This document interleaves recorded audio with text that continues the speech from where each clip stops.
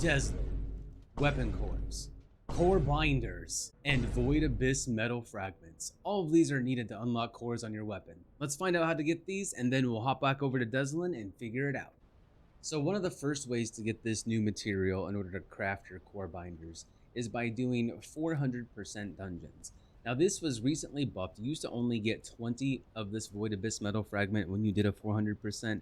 They recently doubled it, so now every time you do a 400% dungeon or infiltration, you will get 40 of these void abyss metal fragments. Let's take a look at where else to get these. So the next spot, and the only other spot that you can get these, are going to be void intercept battles, specifically the Abyssal Colossus fights. Now you won't see it as the rewards on here, but I will flash it up on the screen and you can see that it is a reward for finishing an Abyssal Colossus fight, and you can get anywhere from 50 to 74, maybe even more. I haven't seen anything over 74. If you have, let me know down in the comments. But you can get 50 to 74 of these void metal fragments per completion of an Abyssal Colossus. So this is actually one of the better end game material farms because you will get a bunch of incubators, you'll get a couple of mods, you'll get a lot of gold, Kuiper, and you'll get everything else to craft up ion accelerators, which you get a couple of those dropping here as well, as you can see.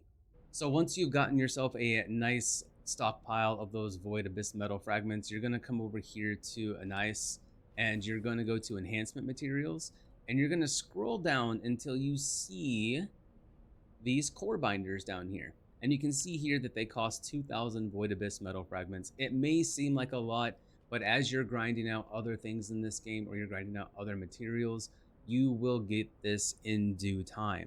And once you have enough cores for the weapons you want, you're going to find these fragments are just stacking up. However, thankfully, there is something that you can do with them.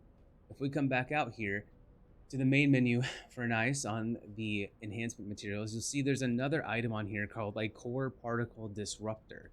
So what this core particle disruptor does is it allows you to re-roll an affix on your weapon, and we'll get to that in just a minute when we go talk to Deslin again. And these only cost 15 void abyss metal fragments per item here.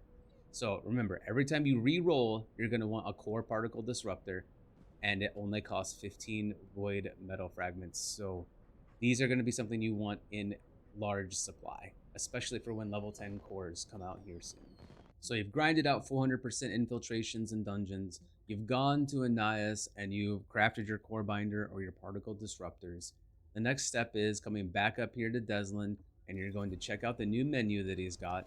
Like I said before, he's got equip core and trade limited weapons. We are going to want to pay attention to equip core here. And when we click that, and you come in here and look at any weapon that doesn't have a core on it already, and you click on it, you'll see that once you have a core binder available to you, it'll say how many you have here. And once the weapon is level 100, which is a requirement for it, just being level 100 and having this core binder, you will be able to unlock the core for this weapon. Now, when you do this, you will unlock every augmentation slot here, okay? It's really important to know. I've heard some confusion on this, that you need a core binder for every augmentation slot on here. You don't, okay? All you need to do to unlock every one of these augmentation slots on your weapon is to have one core binder and have the weapon be level 100, which you can do at the workbench very, very easily. And once you have both of those, you click unlock core, and then you will notice that you will get a beautiful, beautiful blue border on your weapon. And let's check this out and see what it's all about. So at first glance here, when you look at all your different core slots, which one core binder unlocks all the core slots, I want to drive that home just so there's no misinformation out there. One core binder, all the core slots. Now when you first look at this, you're going to see all these options on the left hand side over here. There's a lot of options that are there, and you see the 5 core slots. Don't get overwhelmed, okay? Because every option that's over here on the left hand side is a grantable option, meaning once you apply a core of a specific type to a slot, you will get one of these bonuses, okay? And if you see down below that, you'll see them duplicated too, right? These duplications have this nifty symbol next to it, which is basically just telling you that if a slot has this symbol, it can fit in this attribute right here. So as you can tell, this is the free augmentation slot, and anything can go in that slot. So once we have a nice overview of this here, and you've taken a look at it and you've kind of broken it down and you understand that a little bit, let's go look at the core slots themselves. So the core slots themselves are really, really simple to understand. It's almost exactly like I explained previously. If you click on one of these core slots, you will see on the right hand side over here any of the cores that you have acquired from Void, Erosion, Purge. Okay, any core that you've picked up on the ground or have been awarded from a Void, Erosion, Purge will be over here. All right, now since this is a free augmentation slot, and you can tell it's a free augmentation slot because it says it, and it has this nifty symbol here, this green and orange symbol. And you'll notice over here, all the grantable options have this green and orange symbol. So we can fit anything into this augmentation slot. So if you click on a weapon core that you want to slot into here, you'll see that once you click this core, on the far left over here, it'll tell you these are the only options from this core that can be slotted into here.